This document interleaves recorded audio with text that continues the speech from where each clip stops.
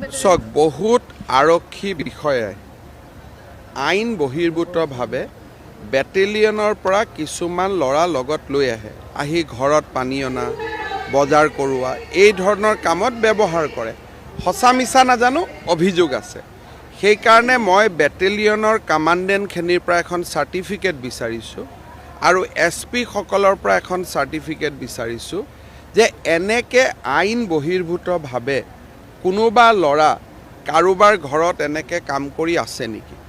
যদি কাম কৰি আছে তেওঁলোকৰ দৰমহা সেই অফিচাৰজনে দিব লাগিব, চৰকাৰে নিদিয়ে। আৰু এই চাৰ্টিফিকেটখন মই 10 দিনৰ ভিতৰত বিচাৰিছোঁ। আৰু এই এটা যিটো চলি থকা অভিযোগ যে ডাঙৰ পুলিচ বিষয়াৰ ঘৰত বহুত কেইটা ল'ৰাই ডিউটি কৰি থাকে, বজাৰ কৰে, অমুক কৰে, সঁচা মিছা নাজানো, কিন্তু এইবাৰ সেই ব্যৱস্থাটো আমি শেষ কৰিব খুজিছোঁ।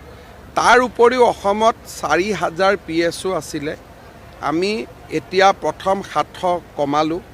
এতিয়া আমাৰ এটা নিৰ্দেশ আহিছে যে মন্ত্ৰীয়ে কিমান PSO ৰাখিব পাৰিব, MLA কিমান ৰাখিব পাৰিব, লিডাৰ অফ অপজিশ্যনে কিমান ৰাখিব পাৰিব। সেই ফৰ্মুলাত আৰু 700 আমাৰ PSO কমি যাব আৰু 600 PSO আমি উইথড্ৰ কৰিম। তাৰমানে টোটেল 2000তকৈ ওপৰত বেছি PSOৰ দায়িত্বত নাথাকে।